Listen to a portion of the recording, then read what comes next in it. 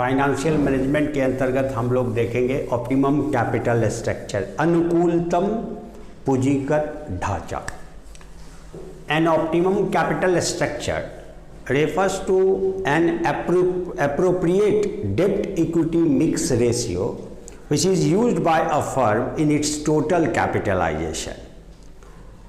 ये ऐसा एक कैपिटल स्ट्रक्चर डेप्ट इक्विटी मिक्स को के एप्रोप्रिएट मिक्स को डिफाइन करता है जिसके कारण फर्म में कॉस्ट और रिस्क मिनिमम लेवल पे होता है और जो फर्म का मेन फाइनेंशियल गोल है उसके वैल्यू को, उसके मार्केट प्राइस ऑफ शेयर्स का मैक्सिमम अटेनमेंट हो और शेयर होल्डर्स के वेल्थ का मैक्सिमाइजेशन हो सके। यानी capital structure which enable the firm to minimise its risk and cost and maximise its profitability and return to owners either in the form of regular dividend और in the form of appreciation in market price of the share।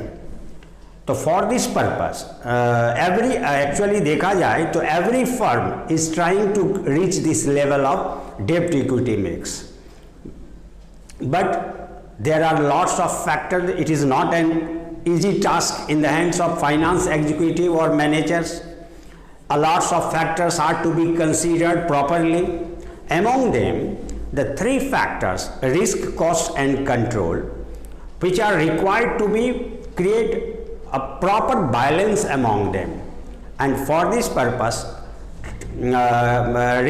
risk return trade-off analysis is required by the finance manager। क्योंकि risk और return का जो level है वो जहाँ पे trade off होता है, इक्वल हो जाता है, वहाँ पे ये समझा जाता है कि रिटर्न मैक्सिमम होगा, कॉस्ट और रिस्क मिनिमम हो सकता है। तो खैर ये तो हम लोग जब डिटरमाइन करेंगे एक ऑप्टिमम लेवल कैसे डिटरमाइन होता है कैपिटल स्ट्रक्चर का, तो उस पे चर्चा करेंगे। लेकिन यहाँ पे हमको मुख्य रूप से देखना है कि किस कैपिटल स्ट्रक्चर को आइडियल माना जाए, एप्रोप्रिएट माना जाए या ऑप्टिमम माना जाए।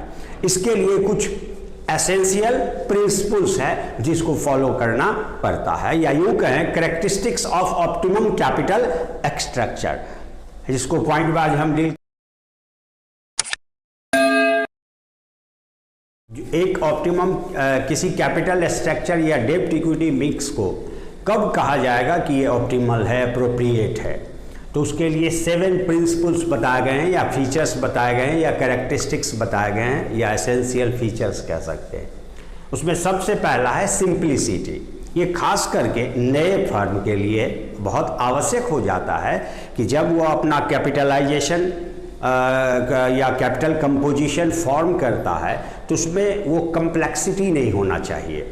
कम्प्लेक्सिटी का मतलब है वेराइटीज़ इतने तरह का जो इन्वेस्टर्स को कंफ्यूज करे, यानी कैपिटल के डिफरेंट जो कंपोनेंट्स हैं उनका इस क्लियर कट होना चाहिए जो स्पष्ट समझ में आए। खास करके नए फर्म के लिए इक्विटी शेयर और प्रेफरेंस शेयर को ज़्यादा प्रेफर करना चाहिए, क्योंकि शुरुआती दौर में अगर डेब्ट कैपिटल का इस्तेमाल डिफरेंट इंस्ट्रूमेंट्स के जरिए किया जाता है तो उसका इम्पैक्ट इन्वेस्टर्स के दिमाग पे अलग रूप में पड़ता है।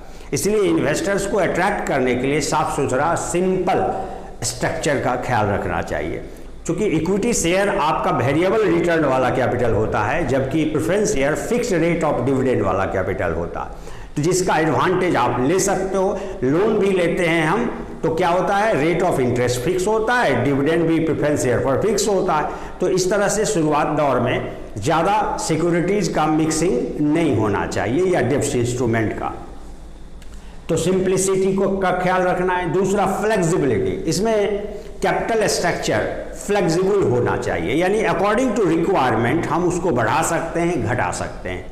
आप गौर करें, इक्विटी शेयर एक ऐसा कंपोनेंट ऑफ कैपिटल होता है जो एक बार अगर कंपनी इशू कर देती है तो उसको घटाना डिफिकल्ट टास्क है, क्योंकि कंपनी के कॉन्स्टिट्यूशन में बदलाव लाना पड़ता है, बहुत सारे लीगल फॉर्मेलिटीज़ पूरा करना होता है, तभी जाके आप इक्विटी के कैपिटल को कम कर सकते हो।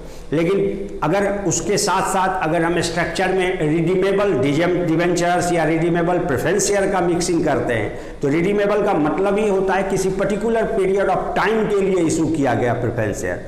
जैसे 5 इयर्स के लिए आप प्रेफरेंस शेयर या डिवेंचर्स इशू करते हो, तो after expiry of 5 year you can redeem their capital back, है ना, उसका रिपे कर सकते हो आप। तो आपको अगर आवश्यकता नहीं है, फर्म ने खुद से internal source of fund generate कर लिया, यूज कर लिया कैपिटल बेस को बढ़ाने के लिए, तो अगर कैपिटल लोन का या प्रेफरेंस शेयर का रिक्वायर्ड नहीं है तो आप रिडीम करके आप कम कर सकते हो, है ना। और अगर फ्यूचर एक्सपेंशन कोई प्रोग्राम है जो उसके एक्सपेंशन के लिए, बिजनेस के विस्तार के लिए एडिशनल कैपिटल रिक्वायर्ड होता है, तो उस एडिशनल कैपिटल के लिए फिर से आप शेयर्स इशू कर सकते हो, प्रेफरेंस शेयर, रिडीमेबल या डिवेंचर्स या टर्म लोन का फैसिलिटी अवेल कर सकते हो। यानी फ्लेक्सिबिलिटी आवश्यक है, अकॉर्डिंग टू नीड ये एडजस्टेबल होना चाहिए। तीसरा है मिनिमम कॉस्ट। आप जान रहे हो कि इक्विटी शेयर का कॉस्ट ऑफ कैपिटल हाई होता है, चूंकि वो रिस्क वेयरिंग शेयर होता है, तो शेयर होल्डर्स का एक्सपेक्टेशन, इक्विटी शेयर में पैसा लगाने वालों का एक्सपेक्टेशन काफ़ी हाई होता है, नतीजा उसका कॉस्ट ऑफ कैपिटल ज़्यादा होता है, रिस्क कवरिंग ज़्यादा होने के कारण।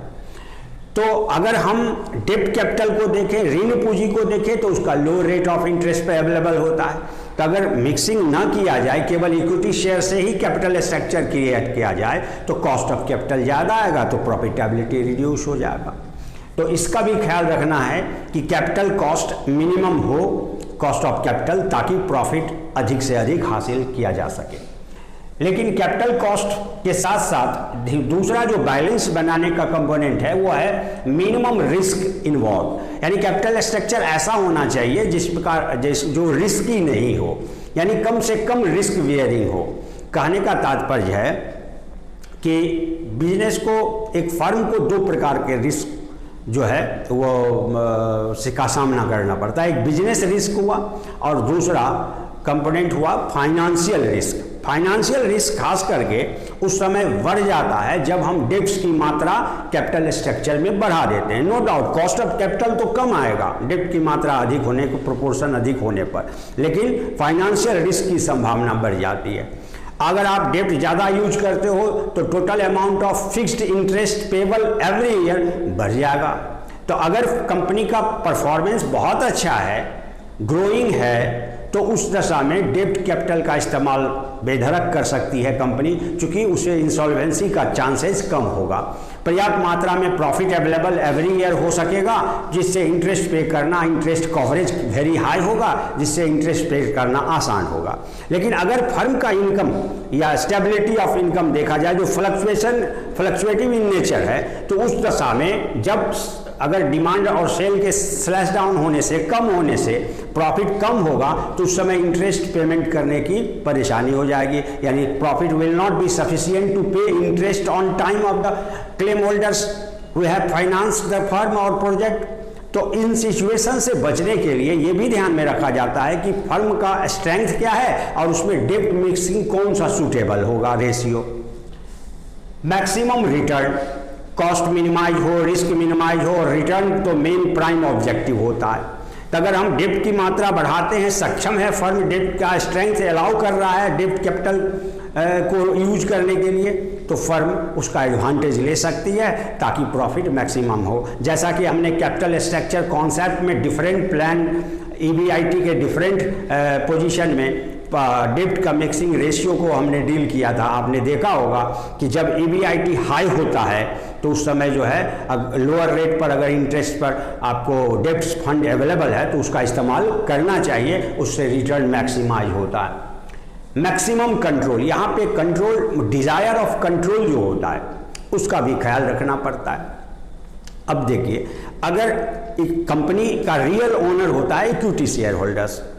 इक्विटी शेयर होल्डर्स क्यों होते हैं? क्योंकि उसको पास वोटिंग राइट होता है। They can participate in policy making and decision making process of the firm. उनका कंट्रोल होता है, अपने वोट के जरिए किसी डिसीजन को रोक सकते हैं लेने से और किसी डिसीजन को आगे बढ़ा सकते हैं, पॉलिसी को आगे बढ़ा सकते हैं, वोटिंग राइट होता है। तो कंट्रोल देखा जाए तो उस इक्विटी शेयर होल्डर के द्वारा चुने गए रिप्रेजेंटेटिव जो बोर्ड ऑफ डायरेक्टर्स में होते हैं उन्हीं की पॉलिसी लागू होती है। प्रेफरेंस शेयर होल्डर्स का कंट्रोल बहुत लिमिटेड है, वो मैनेजमेंट पार्टिसिपेशन नहीं होता उसका, वो सिर्फ ऐसे पॉलिसी और रिजोल्यूशन में अपना वोट कास्ट कर सकते हैं जिसमें जी उनका पर्सनल इंटरेस्ट हो, यानी डिविडेंड पेमेंट से रिलेटेड या क्लेम से रिलेटेड हो। अन्य किसी मैनेजमेंट पॉलिसी में वो पार्टिसिपेट नहीं कर सकते, वोटिंग राइट उन्हीं के पास नहीं होता।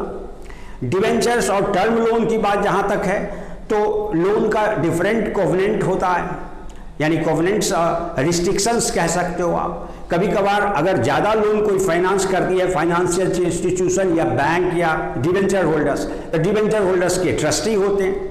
ट्रस्टी का क्लेम होता है कि डिवेंचर्स के क्लेम को, इंटरेस्ट को सुरक्षित रखने के लिए अपना कोई नॉमिनी डायरेक्टर उस बोर्ड ऑफ डायरेक्टर्स में रखे जो वॉच करेगा। लोन देने वाला फाइनेंसिंग इंस्टीट्यूशन भी ये शर्त रख सकता है कि बोर्ड ऑफ डायरेक्टर्स में एक मेरा नॉमिनी मेंबर्स होगा। इस तरह से क्या होता है, जो इक्विटी के पास कंट्रोल पावर है वो डेविएट होने की संभावना होती है। तो जब भी हम नंबर ऑफ शेयर्स बढ़ाएंगे तब भी तो कंट्रोल डाइल्यूट होगा। अगर आप इक्विटी शेयर 5000 है तो 5000 वोटिंग राइट है। अगर हम कल को 10,000 उसको करते हैं तो जिसका ग्रुप ऑफ शेयर होल्डर्स का कंट्रोल था, मोर देन 50% वोटिंग राइट के तहत 5000 से अधिक शेयर उस ग्रुप ऑफ शेयर होल्डर के पास होना चाहिए और रेस्ट पार्ट पब्लिक के पास हो सकता है। जैसे अगर आप प्राइवेट कंपनी की बात करते हो कि ये मुकेश अंबानी की कंपनी है, तो एक्चुअली वो भी तो पब्लिकली शेयर इशू करती है कंपनी, और हम लोग शेयर्स में पैसा रिलायंस में इंडस्ट्री में लगाए हुए हैं। लेकिन वो क्या मेंटेन करता है कि फर्दर जब भी इक्विटी शेयर इशू करता है, नंबर ऑफ शेयर्स बढ़ता है, तो मोर देन 50% शेयर्स अपने परिवार के सदस्य या अपने पास रखता है। इसीलिए वोटिंग राइट अपने पास ज़्यादा होता है उसका, इसलिए सारा डिसीजन में वोट वो कास्ट करेगा तो उसके अनुसार ही डिसीजन हो पाएगा। तो इस तरह की डायल्यूशन ऑफ कंट्रोल मैक्सिमम जो है सो ओनर के पास हो, इसका भी ख्याल रखना है। और सेवेंथ और इंपॉर्टेंट पॉइंट है लिक्विडिटी, एडिक्वेट लिक्विडिटी, यानी नगद भुगतान की क्षमता, ability of firm to pay cash on demand. There must be sufficient level of cash to meet day-to-day expenses along with the short-term claims when it becomes due। यानी firm के पास ये ability होना चाहिए कि डे टू डे जो expenses है उसका तो पेमेंट समय से कर सके ताकि उसकी क्रेडिटेबिलिटी बढ़े, और जो शॉर्ट टर्म ऑब्लिगेशंस है, क्लेम्स है, उसका भी सेटलमेंट टाइम पे हो सके। इस like a smooth operation business activities को कैरी ऑन करने के लिए पर्याप्त मात्रा में कैश का लेवल मेंटेन होना चाहिए। तो ये तमाम फीचर्स हैं। अगर वो फीचर का एकोमोडेशन कैपिटल स्ट्रक्चर यानी डेब्ट इक्विटी मिक्स में होता है तो वह एक ऑप्टिमल कैपिटल स्ट्रक्चर कहलाता है। ओके।